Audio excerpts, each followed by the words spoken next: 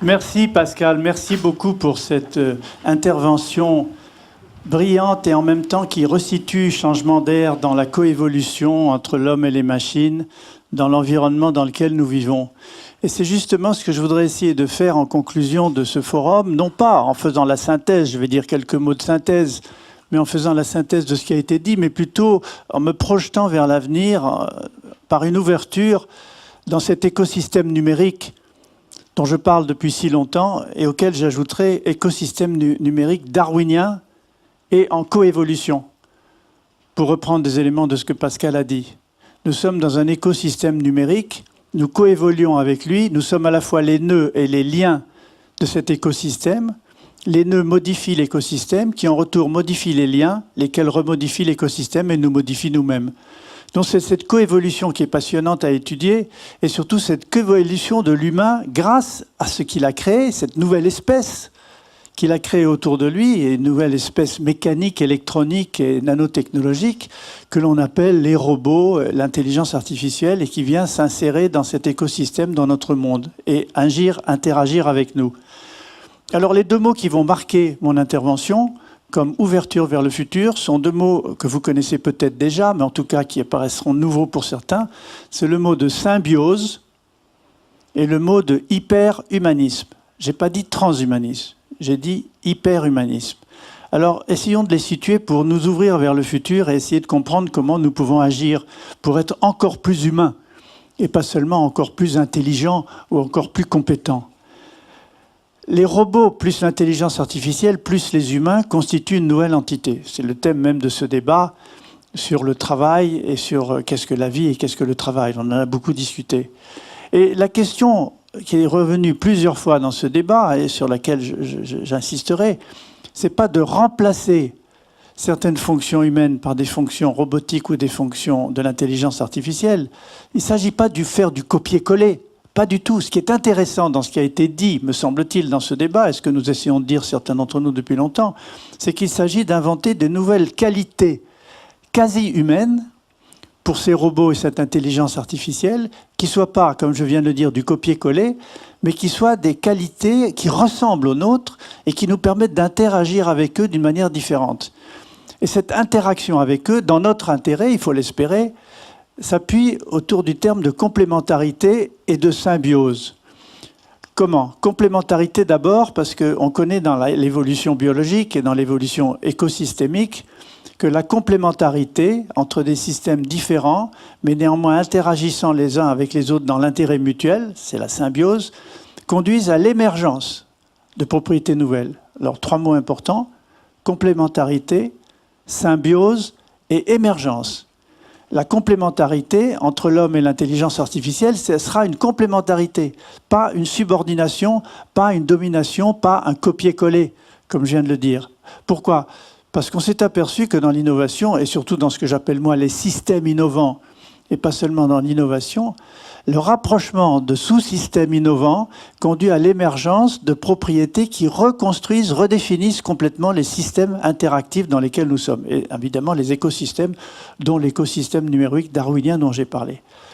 Complémentarité, symbiose, émergence. Ça, c'est absolument fondamental pour comprendre ce qui va arriver. Et ça a été bien dit dans notre débat. Je ne résumerai pas le débat, mais entre des industriels, des philosophes, des sociologues, des informaticiens, des spécialistes de l'intelligence artificielle, des spécialistes de l'affectivité des ordinateurs et de l'émotion, nous avons senti poindre quelque chose qui n'était pas le remplacement total des fonctions humaines par les fonctions de machines, qui n'était pas l'insertion dans ces machines des fonctions humaines. On les critique, est-ce que les ordinateurs ont de l'émotion? Vous vous rappelez le débat que nous avons eu. Une forme d'émotion qui ressemble à de l'émotion, mais qui n'est pas de l'émotion, mais qui peut être utile pour détecter. Laurence a donné l'exemple des relations téléphoniques où les personnes qui sont dans les call centers sont maintenant en partie remplacés par des chatbots, des robots qui écoutent les gens, qui écoutent le son de leur voix, s'ils sont énervés, pas énervés, détectent leurs émotions, entre guillemets, et sont capables d'être plus performants que des personnes entraînées dans certains pays à bien parler anglais et à répondre aux questions. Donc complémentarité, symbiose, émergence. Donc ce mot de symbiose est pour moi extrêmement important pour le futur. La question, c'est le comment maintenant. C'est pas que ça va se passer. c'est comment on peut faire pour l'accélérer, comment on peut faire pour l'améliorer dans notre intérêt, dans l'intérêt du win-win humain. Alors, je pense que là aussi, il y a des mots-clés, c'est les interfaces. Les outils, les interfaces. Et en tout cas, parmi ces outils et ces interfaces, il y a ce qu'on appelle les biocapteurs, les objets connectés. Qu'est-ce que ça veut dire? Ça veut dire qu'aujourd'hui, il y a déjà dans le monde beaucoup plus d'objets connectés qui ont des sites web que des humains. On va vers quelque chose comme 60 à 85 milliards d'objets connectés dans les 20 prochaines années, alors que nous sommes que 7,5 ou 8 milliards, disons bientôt, d'êtres humains. Donc ces objets connectés ont des sites web, communiquent entre eux constamment.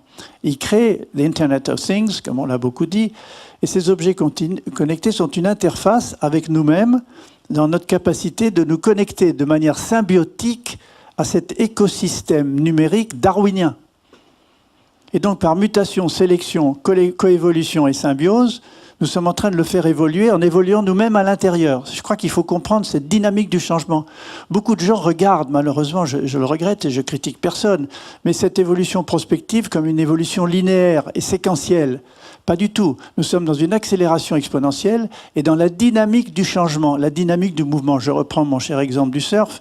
Quand on surfe la vague, on est sur la vague du changement et on voit ce qui se passe. Beaucoup de gens, ils mettent leurs serviettes sur la plage pour bronzer et ils ne regardent pas les vagues qui arrivent jusqu'à eux et s'ils sont trompés sur l'heure de la marée, ils se font asperger. Je connais beaucoup de gens qui sont comme ça. Ils ne voient pas la vague du futur.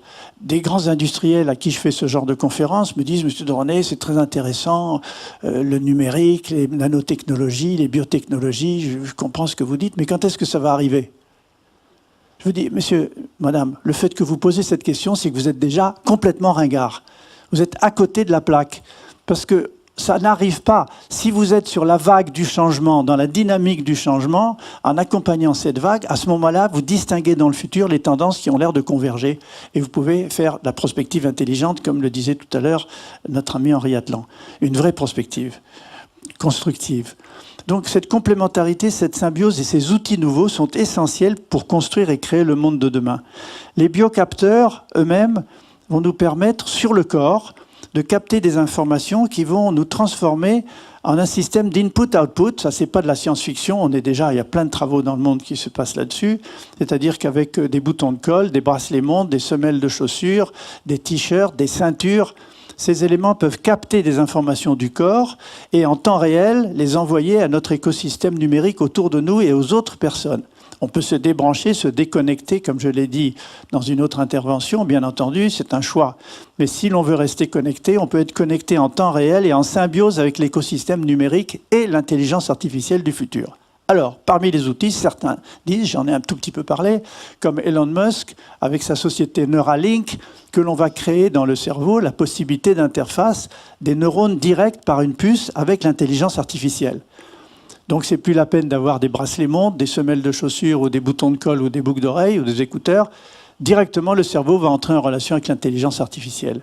C'est extrêmement intéressant comme idée, mais moi, je suis plus en faveur des interactions non invasives qu'introduire quelque chose dans le cerveau.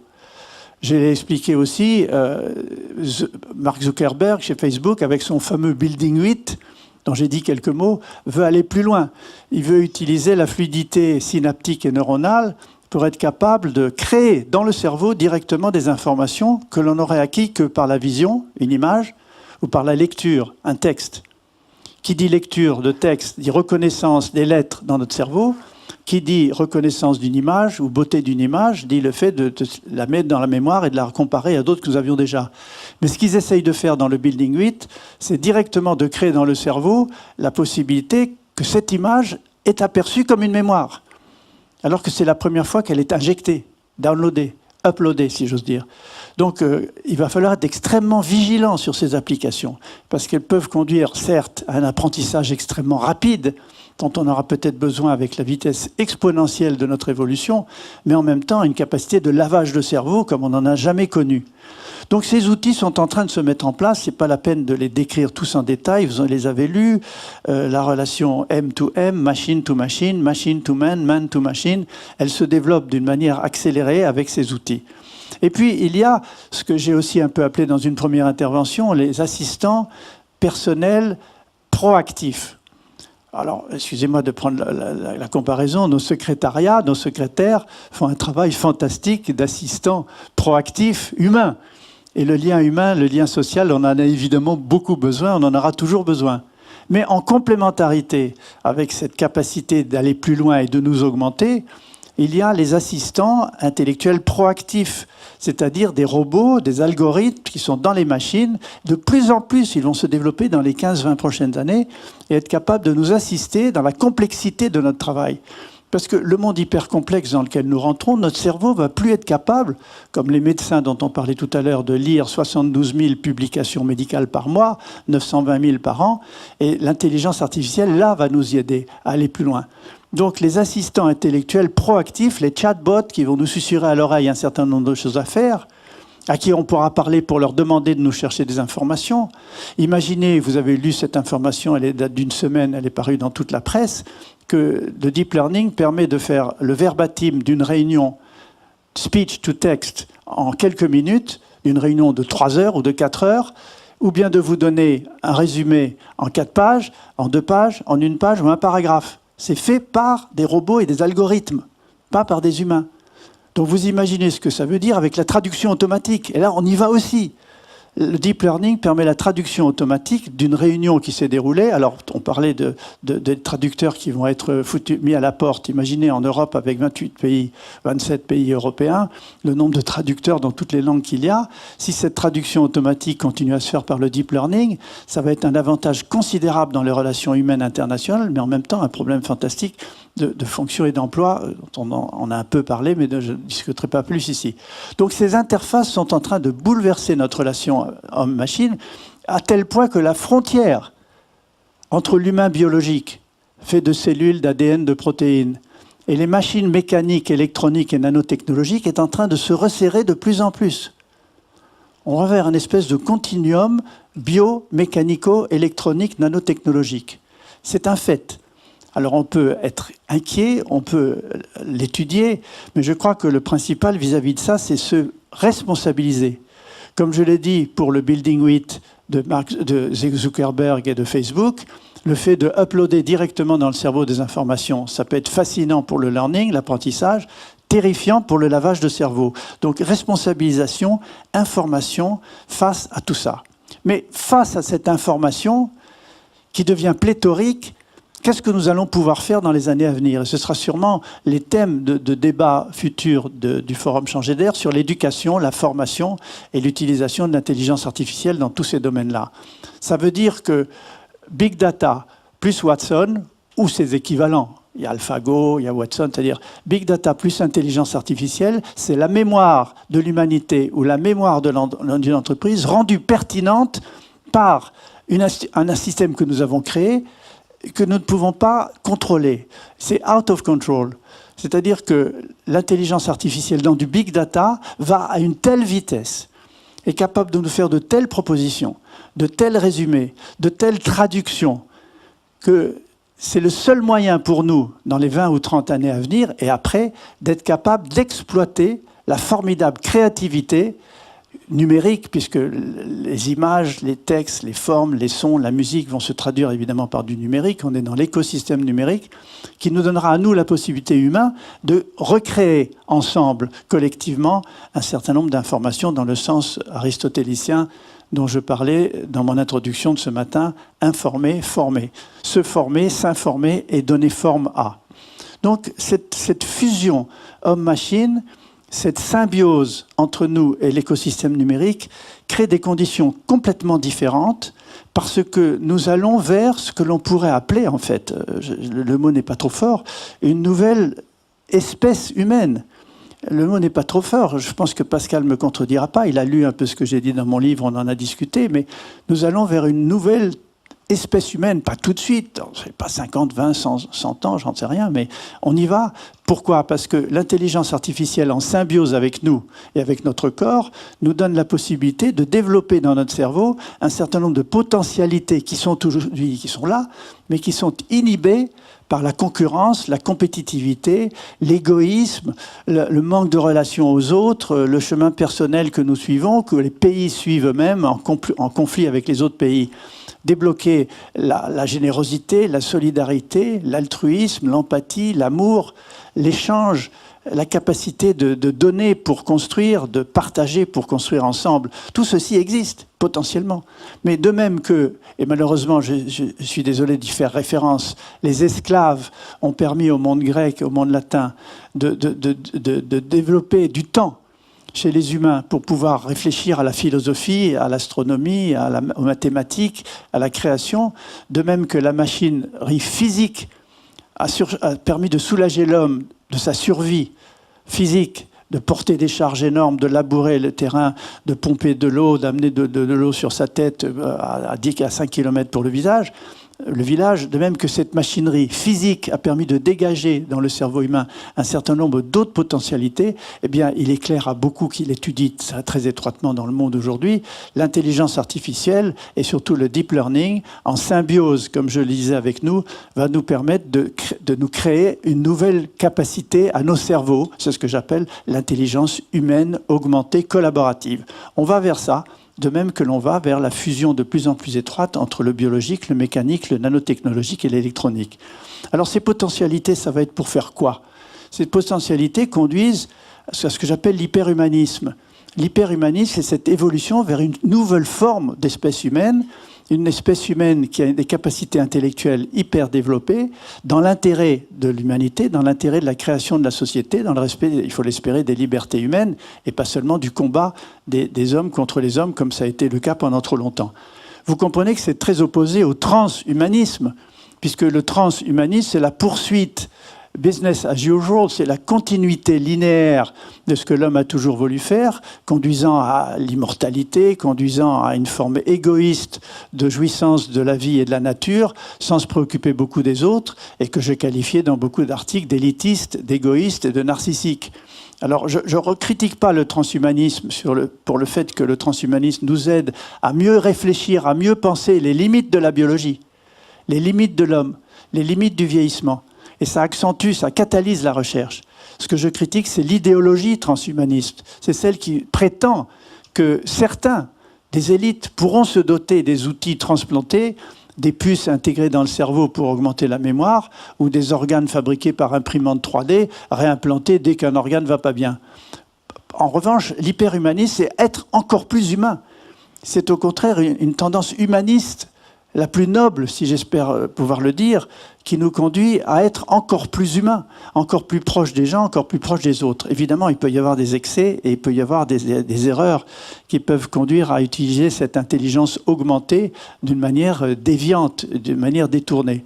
C'est pourquoi j'ai insisté dans une des interventions que j'ai faites sur le nouveau management des entreprises de demain. Beaucoup d'entre nous avons dit que l'indépendant, le travail indépendant allait se développer. Roger Su a même parlé d'intermittents du spectacle dans l'entreprise, chacun développant son plan personnel.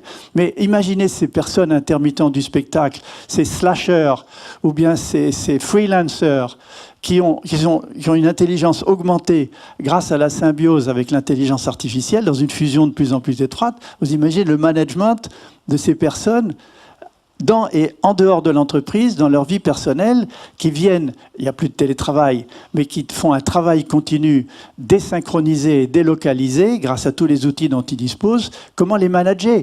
Est-ce que le but de l'entreprise, la solidarité des gens et les uns par rapport aux autres des salariés, pour se plier, comme le contrat de travail l'exigeait, à l'entreprise et être contrôlé dans une structure enfermée, hiérarchique, par ceux qui vous programment et vous contrôlent. Ça éclate complètement. On est tout à fait en dehors des schémas hérités du 19e siècle, et donc on a raison de s'en préoccuper aujourd'hui et d'y réfléchir. Donc ce futur-là, c'est un futur inquiétant, c'est un futur engageant, c'est un futur responsabilisant. C'est un futur responsabilisant parce qu'il va nous conduire à quelque chose qui, pour moi, reste encore un doute. Et reste encore un travail à accomplir. Je n'ai pas la réponse. C'est un travail responsabilisant parce que collectivement, réunis par les réseaux sociaux et de plus en plus par les transmissions directes de cerveau à cerveau dans l'écosystème numérique darwinien, il y a deux problèmes. Je n'ai pas de réponse encore, mais j'ai des idées pour essayer d'aller vers ça. Le premier problème, c'est celui de la décision collective et de la capacité, après avoir réfléchi ensemble, à un objectif que nous voudrions atteindre dans une entreprise, dans une association, dans un pays, dans le monde. on est capable de passer d'abord à un accord entre nous, un consensus sur ce qu'on veut faire, et ensuite de décider que c'est ça et comment on va le faire. Tous les politiciens du monde entier et les grands managers vous répondront « mais on connaît le système, c'est pyramidal ». Il n'y a que quelques personnes, une d'abord, et quelques autres autour de lui ou d'elle, en haut de la pyramide qui décident et tout le monde suit. Eh bien, avec les réseaux numériques, avec la volonté du bottom-up, et pas seulement du top-down, on l'a vu naître dans le monde entier avec tous ces réseaux, tous les printemps quelque chose ou les nuits debout, on a vu des gens, ou Podemos, qui disaient non, la politique correspondant à la démocratie représentative, ça ne marche plus. Parce que les gens qui sont censés nous représenter, ils se représentent entre eux. Et d'ailleurs, ils se représentent au sens électoral du terme. Ils sont là pour se représenter aux élections au bout d'une certaine échéance électorale. Et certains d'entre eux à la corruption. Donc, ils ne nous représentent pas du tout. Ce qui nous représenterait, c'est une véritable démocratie participative. C'est une belle idée. On en a parlé même depuis le général de Gaulle, quand il parlait de la participation, quand Rocard parlait de la cogestion, quand Ségolène Royal parlait de la démocratie participative. C'est la même idée qui tourne en rond. Mais la question que moi je pose dans un débat sur l'intelligence artificielle et la vie et l'humain, c'est est-ce que nous serons capables de prendre des décisions collectives et surtout, deuxième étage, de mesurer l'impact collectif de nos décisions collectives. Ça n'existe pas. Réfléchissez, ça n'existe pas. Si, vous allez me dire, oui, il y a le vote, un bulletin dans l'urne. Oui, il y a les référendums. On est pour ou contre. Or, on s'est aperçu que les référendums conduisent, même si les sondages disent 65% de ceux qui l'ont proposé à 65%, ça va marcher, les gens qui ont un petit rôle à jouer en se disant « je vais changer la société » votent contre. Et la plupart des référendums, qui sont une notion binaire, oui ou non, vont à l'encontre de ceux qui les ont proposés. Regardez ce qui s'est passé. Du Brexit à Trump, de Matteo Renzi en Italie. Donc, les moyens d'évaluation collective de nos décisions collectives sont nuls. Le vote binaire à parti politique par un bulletin dans l'urne, le référendum et pire encore, les sondages d'opinion répercutés en boucle sur les journaux continus font qu'on croit que ça influence, que l'on influence les élections par ce qu'on va dire. Or, on s'aperçoit que ça a un effet tout à fait detrimental, comme on dirait en anglais. Donc, je reviens à ce que j'ai dit, des deux problèmes de l'avenir pour nous, politiques et de notre rôle de gouvernance citoyenne, c'est d'être capable de prendre des décisions collectives et d'être capable d'évaluer de manière collective les effets de nos décisions collectives. Ça n'existe pas. Et je pense que c'est là où l'intelligence artificielle liée au big data va nous permettre de récolter, de collecter les éléments pertinents qui vont nous permettre de donner une signification à ce que nous sommes en train de faire collectivement. Ça, la politique n'a absolument pas abordé cette question-là. Même si on parle un peu d'intelligence artificielle de temps en temps, même si on parle de nouveaux systèmes de scrutin électoral, même si l'on parle pour certains de 6e constitution en France, ça n'aborde absolument pas cette question de la décision collective et de la mesure collective de nos décisions collectives. Donc, en conclusion de ce que j'ai dit là, c'est que finalement, l'hybridation entre l'humain et les machines, la symbiose entre les humains et l'écosystème numérique darwinien dans lequel nous sommes rentrés, cet hyperhumanisme qui conduit, à mes yeux, à une nouvelle espèce humaine dans les siècles qui viennent, sont des challenges fondamentaux pour l'éducation, la formation et la politique. Des challenges fondamentaux parce que nous continuons à faire une éducation pas transdisciplinaire, mais juxtadisciplinaire, en apprenant aux plus jeunes ou aux moins jeunes dans les universités des disciplines séparées. Alors que l'important, c'est la dynamique du changement. Ce sont les systèmes innovants, pas l'innovation. Les systèmes innovants sont liés à un processus dynamique et systémique qui conduit, j'ai déjà dit le mot, à l'émergence de nouvelles propriétés. Quand on vous parle d'innovation, pensez toujours derrière système innovant. C'est-à-dire systèmes globaux comme Internet, comme le GPS de votre voiture. Ce sont des systèmes de systèmes de systèmes connectés entre eux qui font émerger des propriétés nouvelles. C'est vers ça qu'il faut aller, c'est vers ça que notre éducation doit aller, c'est vers ça que les entreprises doivent aller en pensant à l'innovation et en pensant au financement de cette innovation, un financement aventureux, comme le dit le venture capital en anglais, mal traduit en français par le capital risque. Le capital risque, il est lié à la notion de risque. On en a fait d'ailleurs un principe de précaution inscrit dans notre pays dans la Constitution. Alors que moi, je propose depuis longtemps un principe d'audace, complémentaire du principe qui a été écrit après Barnier en 82, je crois, dans la Constitution, par Jacques Chirac, le principe de précaution, et ce qu'on pourrait appeler aussi un principe d'attrition. L'attrition est complémentaire de la précaution. L'attrition veut dire qu'ensemble, collectivement, en communiquant entre nous, nous pouvons décider d'aller dans cette direction, même s'il y a un peu de risque et un peu de danger, parce que nous pensons qu'à terme, elle peut être utile pour nous, être utile à l'humanité. Donc vous voyez, la responsabilité, l'information, la formation manquent dans la politique, dans l'université, dans l'éducation, pour comprendre ce monde de la complexité de monde, ce monde de demain. La vigilance s'impose face à des systèmes dont j'ai parlé tout à l'heure, de transmission directe d'informations vers les machines, et en retour des machines vers le cerveau et vers le corps. Vous savez qu'avec un certain nombre de champs électromagnétiques, on peut stimuler dans le corps la sécrétion de certaines hormones, la sécrétion de certains produits, l'ocytocine, la dopamine, la sérotonine, des produits qui sont des produits de calme, de tranquillité, de bonheur, comme l'ocytocine par exemple et la dopamine, peuvent être produits dans le corps sans qu'on s'en doute, et conduire des gens à être tout d'un coup tout à fait positifs au moment de la signature d'un contrat ou de la décision qu'il faut prendre pour une politique donnée.